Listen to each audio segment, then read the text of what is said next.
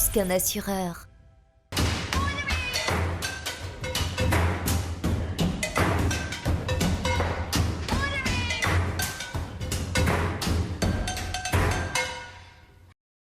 Depuis près de 50 ans, à Tréauville, à proximité du port de Dielette dans la Manche, André Magdelaine et son épouse Chantal ne vivent que pour leurs chevaux. Ils ont fait naître Jessie des Monceaux, la mère de Picsou Duchesne, Verbois des Monceaux, le champion des 5 ans 2014, et surtout Cabard des Monceaux, double champion d'Europe poney. Cabard, c'est la fierté d'André qui nous a reçus chez lui avec toute la jovialité et la simplicité qui le caractérisent. Bonjour André. Bonjour Marine. Je vous fais la bise. Comment ça va? Ça va bien? On est ici dans le port de Dielette. Oui. Bon, on n'est pas venu trop parler navigation. Je crois que votre ferme elle est juste en haut. Juste en haut là. On va parler un peu chevaux. Oh, bah, oui, pas de problème. Allez. Ça souffle, hein? Ah, ça souffle, mais il a annoncé 70 à l'heure. Eh ben. Salut Bolem. C'est qui ça?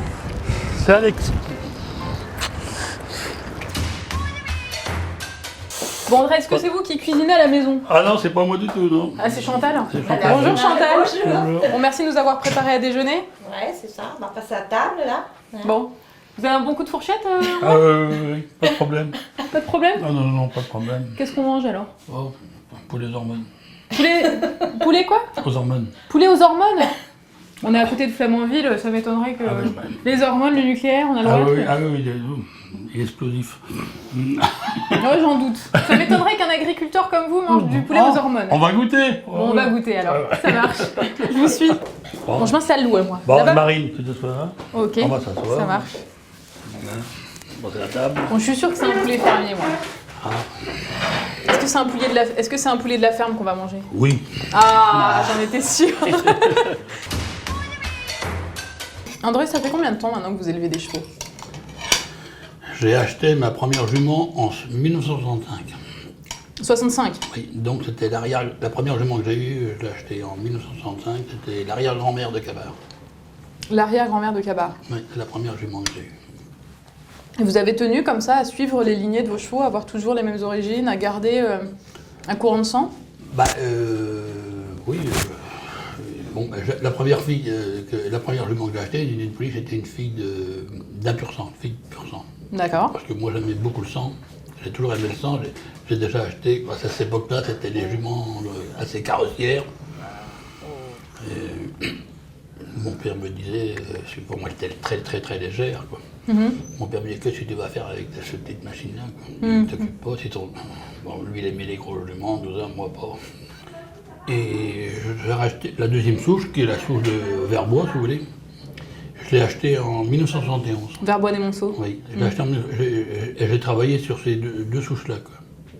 Le sport, j'ai toujours recherché le sport avant tout. D'accord. Le sport. Bon, les concours si on voulait, les concours locaux, les concours de poulinière, bon, j'étais jamais bien, j'étais toujours en queue de peloton. mais c'est pas ça que je recherchais, c'est ça. Et puis par après, en faisant des accouplements, j'ai recherché toujours le sport, mais puis essayer d'améliorer le modèle, en revenir au modèle. Cabard, Ah bah, c'est Cabard, un peu oui. votre fierté. On mange avec Cabard dans le dos d'ailleurs. Il est partout Cabard ici. Ah bah Cabard, oui, c'est quand la grand-mère quand la mère de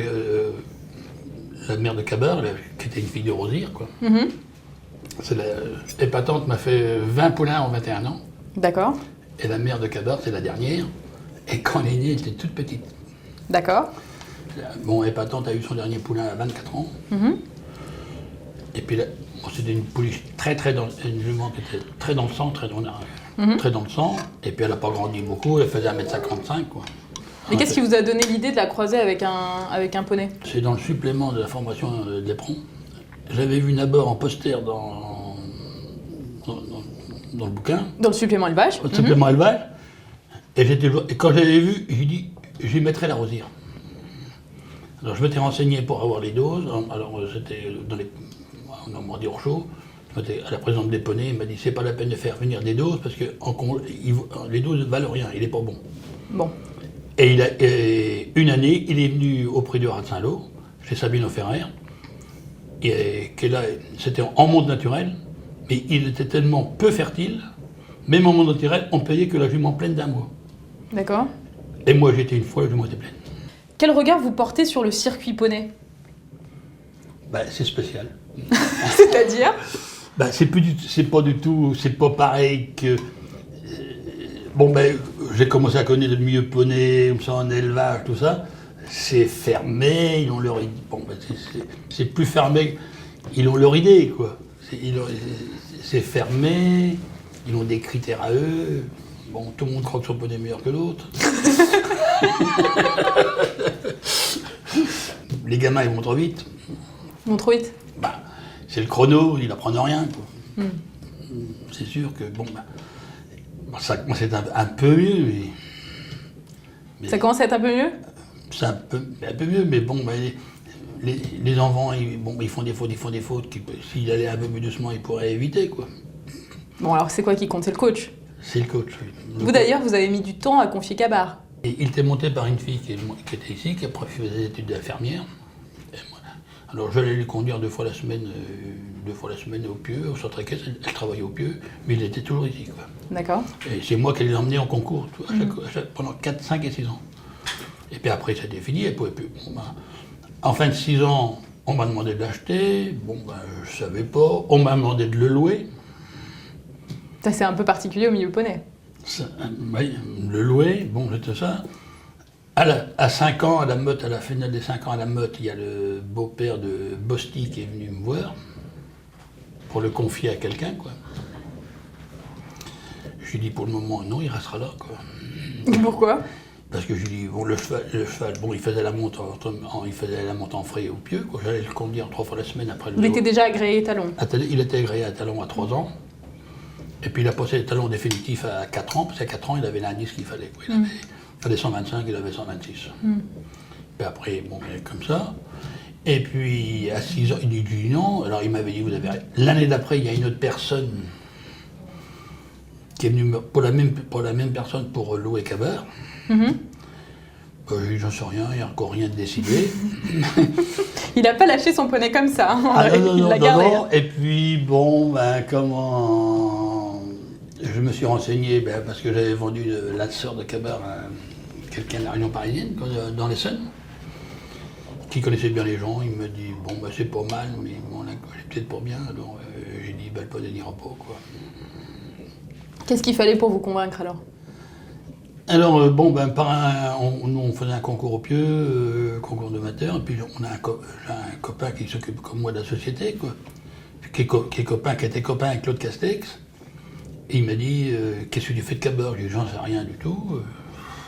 Je suis indécis, je ne sais pas si je vais le vendre. Le louer, ça ne m'intéresse pas trop, parce qu'après les poneys, on ne sait pas ce qu'ils deviennent. Et comment... Alors il m'a dit, parce que j'ai un copain, il a sa fille qui monte très bien poney, mais elle n'a pas de poney à la hauteur. Eh ben, je lui dis, tu téléphones et tu dis qu'il vienne essayer après le concours. Ce soir, comme ça, on va voir, ce soir. Puis je lui, en rigolant comme ça, je lui dis, c'est aujourd'hui ou rien du tout. Alors bon, il serait mieux lendemain. Donc c'était ni non?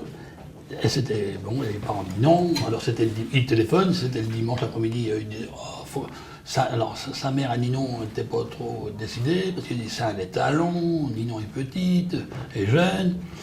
Alors Claude dit, il faut y aller, ils sont venus quand même, puis Kabar était très facile.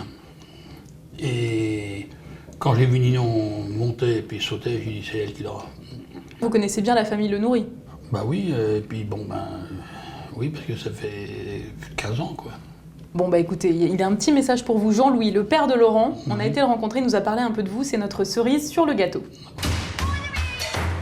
Ses qualités d'éleveur, c'est qu'il n'avait pas un effectif immense, mais c'était mélangé avec les vaches, et disons les pâtures il a des très bonnes pâtures qui sont, en plus, vous verrez, magnifiques, et au bord de la mer, et je pense qu'en plus, il a l'âme vraiment d'éleveur. C'est quoi l'âme d'éleveur, c'est-à-dire? C'est surtout penser à ses chevaux plus qu'à la rentabilité. Hein. Et en plus, c'est quelqu'un que j'apprécie beaucoup parce que c'est un terrien. On a travaillé longtemps ensemble, on n'a jamais fait de contrat. tout se fait de parole à parole, et ça, un climat de confiance qu'on ne trouve plus souvent maintenant. Son défaut, peut-être que si on parle du point de vue commercial, il est tellement attaché à ses animaux et qu'il a du mal à les commercialiser. Mais il en commercialise bien et c'est normal aussi. Moi, j'ai une anecdote quand même un peu particulière, c'est par rapport à Kabar. Alors Kabar, c'est disons, le fleuron de l'élevage du Monceau, certainement, mais Laurent a monté sa mère en plus. Quand elle avait 4 ans, elle n'a fait qu'une saison de 4 ans, et Kabar, c'est un poney que tout le monde envie.